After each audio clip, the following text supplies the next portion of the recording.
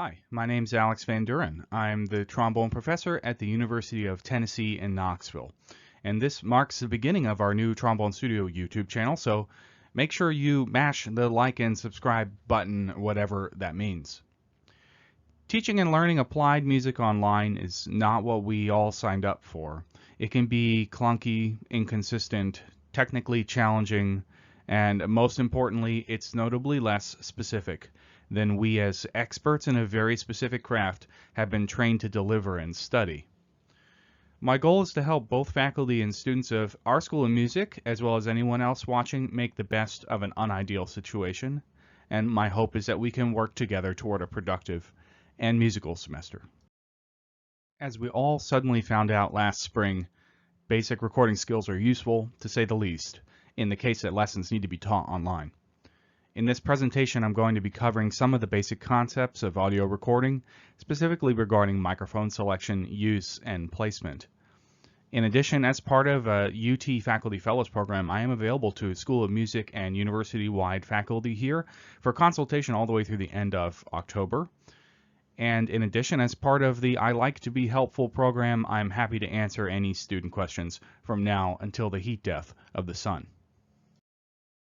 So before the age of USB microphones, there were three main types of microphones. All of these are connected to an audio interface via XLR cables, which are a large three-prong connecting cable. The audio interface then does several things to the sound coming in that make it both more useful and more readable to the computer through which you're sending the sound. The interface both preamplifies the sound, important for hearing the signal clearly, and it also converts the signal from analog to digital so that a computer can read it. Without an audio interface, Zoom would not be able to hear, so to speak, the sound. The three main types are condenser, which is the most common mic used in recording studios, dynamic, which is great for live, loud commercial recording, and a ribbon mic, which is generally more expensive and more delicate, but with added warmth and color. Now with USB technology, which has been around for a little while now, all you need to do is plug in the microphone to the computer. The USB mic has preamps on board and automatically converts the incoming signal, so the audio interface is not necessary. They are essentially both a microphone and a very basic audio interface. They're also cheaper and more versatile, but they're not necessarily up to the standards of what you would call studio quality recording. That doesn't mean they aren't useful. As I said earlier, we're all amateur audio engineers now. Think of this like buying an upper-end professional quality instrument. If you're just starting out, you probably don't need the $30,000 bassoon. But a professional bassoonist with exacting taste, playing for people with exacting ears, will eventually get that one. For most of us right now, we're the beginners in recording tech, and so USB microphones are perfectly suited to our needs. So what to look for in a microphone? Consider that some people are fully credentialed in the art of recording. There is truly a lot to know. However, there are some basic specs which can at a minimum positively inform our choices. These include the frequency range and the polar pattern, and for USB microphones specifically, the sample rate and the ability to adjust the gain on the fly. I'll be going into those a little bit after this slide. I'll also say that, as I think we all know, there are a lot of knockoffs on Amazon. These are products that are designed to specifically look exactly like a popular, reputable product. Avoid these because they are made with subpar materials, and generally speaking, they will vastly underperform the real thing, so to speak. At the end of the presentation, I'll also be providing a few specific suggestions for anyone looking to purchase a microphone. The frequency range is a microphone's ability to hear or be sensitive to different pitch ranges. I'm going to go into just a little bit of the math on all of that. Human hearing is generally considered to be 20 Hz to 20,000 Hz, otherwise known as 20 kilohertz. To use a reference that we'll all understand, the 88-key piano is in a range of 27.5 Hz to 4,186 Hz. Of course, every tone that sounds has overtones above it, reaching all the way to infinity, and even when considering only the first 8 overtones above a fundamental note, that 8th overtone will be 8 times the frequency of the sounded note or the fundamental note. This is also why the highest note on the piano sounds thin. Its 8th overtone, for example, is more than 50% above our audible range as humans. To contrast that, the lowest note on the Bosendorfer piano is 16.5 hertz. So how can we even hear that note if it's below the audible hearing range? The answer is that mostly what we hear are the overtones of the note sounding above the fundamental. That exemplifies the problem with a lower quality USB microphone. Some USB mics have a frequency range that starts at 40 hertz. So in order to hear the most natural sound with a depth and color that mimics what we hear in the real non-COVID world, the frequency range should be wide enough to encompass the abilities of the instrument and the range of human hearing in general. Similarly to an HD or a 4K TV, the sample rate is the resolution quality of the digital audio. This is a difference you might have already experienced between a WAV file and an MP3 file. MP3 saves space because the audio is compressed to a lower quality. Your microphone will record in a higher native quality if it has a higher sample rate. You can always compress the sound files later, but you can't uncompress them, so a higher sample rate denotes higher initial recorded quality.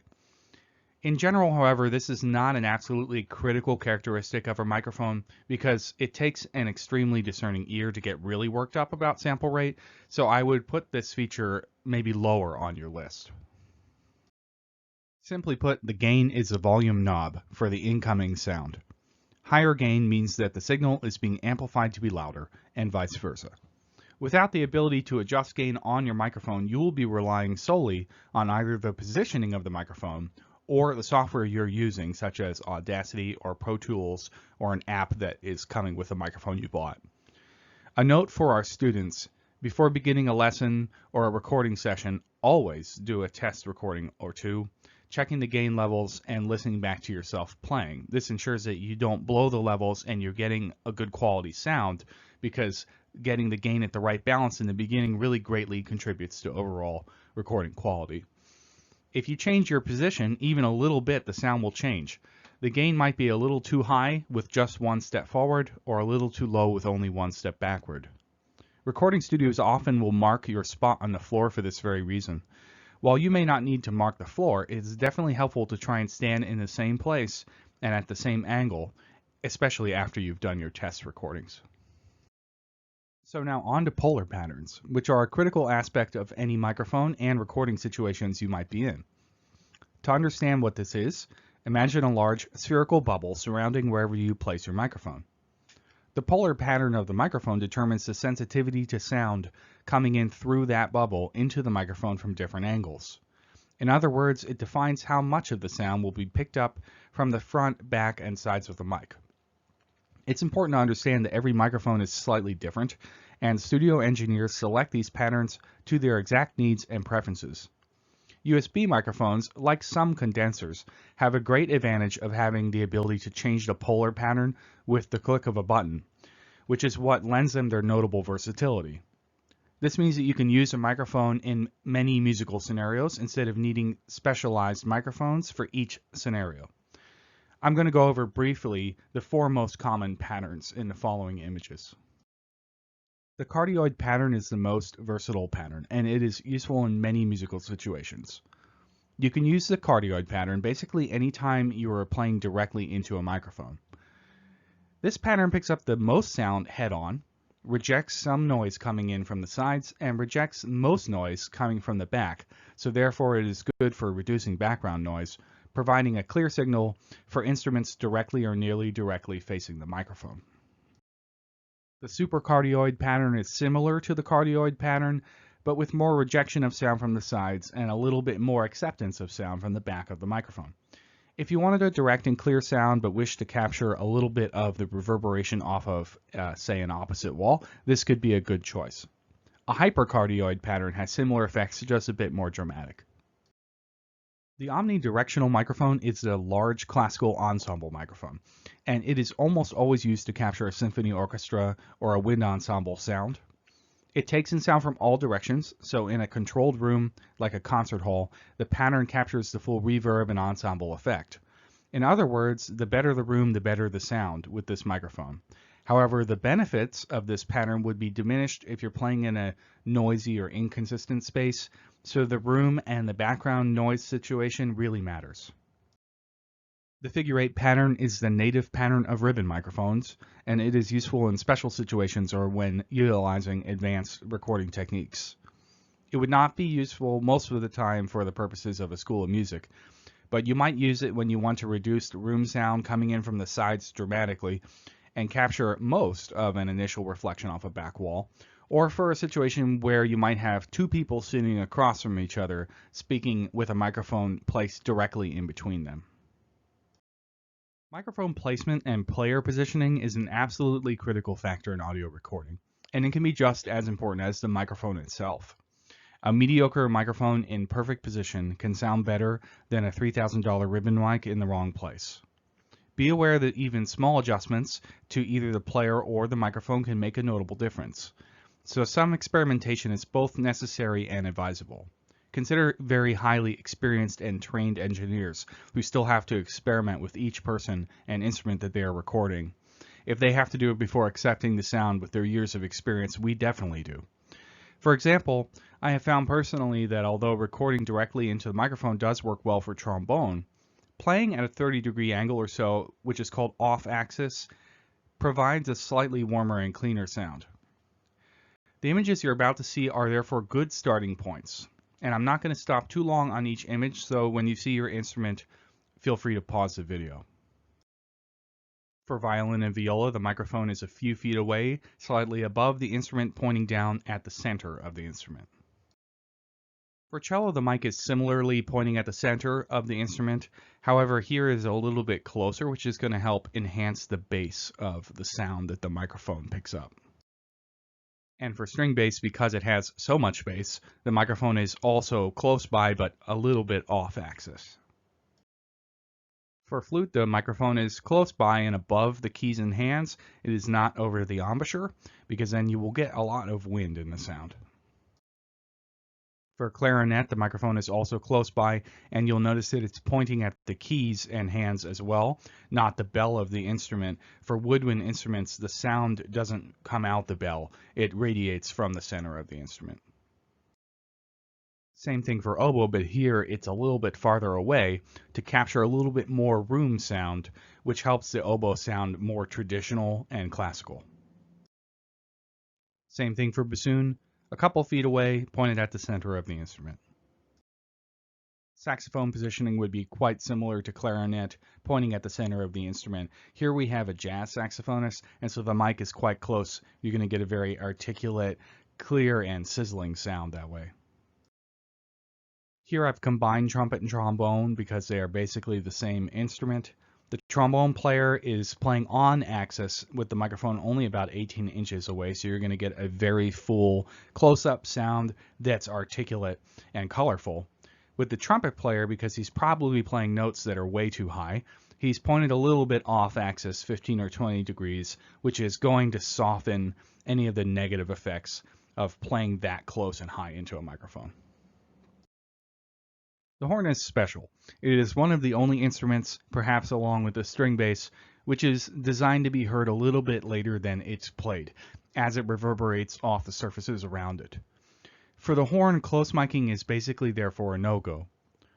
Placing the solo player some distance from the microphone with the bell facing backwards helps collect the sound before it reaches the mic. However, the horn is especially tricky in ensemble situations where the recording engineer wishes to mic the individual instruments. In this case, the mic needs to be placed behind the player in order to achieve some isolation of their sound, but decently far away and off axis, so as to avoid getting all of the direct out of the bell horn sound, which is not really what we're used to hearing. And with the tuba, the microphone is placed directly above the bell. If you're having issues with purity, you can move the microphone to be a little bit more off axis. The absolute uniqueness of the human voice is mirrored by uniqueness of the strategies employed to amplify it. In this image, you can see a pop filter in front of the microphone, which is helpful in avoiding the plosives of the language, for example, the P sounds. These are cheap and readily available. The microphone should be placed quite close to the sound source to capture the depth and color of the voice.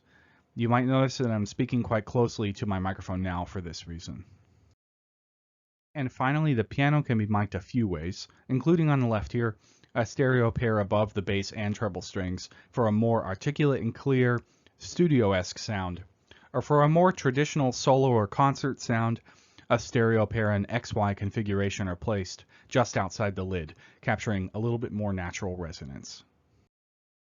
All of these images came from a series of videos from Technica, which is the manufacturer of the microphone that I'm currently using.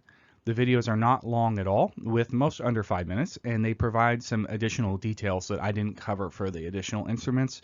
I would strongly encourage you to watch the video that corresponds to your instrument. So now I'm going to provide a few recommendations for specific microphones that you can purchase if you need one, or if you'd like to upgrade what you have. In the category of traditional XLR microphones, I do recommend the one that I'm using today, which is clear and natural sounding, and it's suitable for most acoustic instruments. The AT4040. It costs about $300, which is, believe it or not, quite a high value and a bargain choice in this realm. Remember that an audio interface is required to connect any XLR microphone to your computer. The Scarlett Focusrite is a trendy pick right now, and it does a good job. However, for the same $110 or so, you can get one of these Yamaha MG06 interfaces, which takes up to 6 inputs, including 2 XLR inputs, and it has onboard reverb effects and equalization as well as a 20 decibel auto reduction pad that is handy for very loud instruments or noisy spaces. This microphone is for users of Apple products who plan to conduct their lessons using their iPhone or iPad.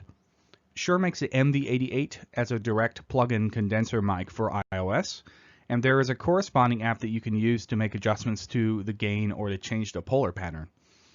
I don't think this is extremely useful for most at $180, but it is certainly far better than recording directly from your iPhone. And finally, with the most relevant stuff to students this semester, the USB microphones. These 3 options are all acceptable and I would recommend them. You do get what you pay for. The more expensive ones are notably better. So when looking for USB mics in general, do choose one that is from a reputable brand, one that has a wide frequency range and has the ability to adjust gain onboard the device. Both the AKG Lyra and the Blue Yeti have multiple polar patterns available for selection, and they both have a wide frequency range that matches human hearing. The AKG mic, however, natively records at a higher digital resolution, the sample rate, and for the same price. The Blue Snowball at the bottom is more of a budget choice with a narrower frequency range, only 2 patterns for selection, and lacking full gain control, instead having a pad that reduces the signal by 10 decibels. Regardless of which mic you have, please do remember that the placement of the microphone and the proper gain levels will greatly contribute to the overall quality of your recording. And I'm going to end this presentation with a couple very quick fixes. If you haven't been convinced already, I want to stress that the use of headphones while using Zoom is both useful and in some cases necessary. Notably, headphones help us avoid the dreaded echo effect, which is when you hear yourself talking in short delay through the speakers of another user whose microphone is picking up your voice and sending it back to you. A note especially for students, when you're playing with headphones, I recommend that you play with only one earbud or earphone on. Our perception of sound really changes dramatically when both ears are covered. An exception would be if you're monitoring your own sound while playing, which is very common in studio recording settings, but it's probably not the case for most of us in day-to-day actions at a school of music. And lastly, if you haven't already, make a few adjustments within Zoom to help the platform become more suited to live music performance. In this slide, the little greater than sign denotes an action for you to take. You'll want to turn off the auto features, which are more designed for speaking and group conference situations. In addition, when you're in lessons or a recording session, turn on the original sound feature. This captures the microphone's natural ability to record musical sounds, not just spoken sounds. Zoom has this feature off by default because the majority of users are not playing music. Finally, if your internet connection is secure enough, enabling HD video will simply look a little bit better. Most of the webcams built into our computers and laptops nowadays have that capability. That concludes my presentation, and I hope it has been helpful in some way for you. I'm happy to answer any questions via email if you have any or if problems arise. I hope you all have a great day.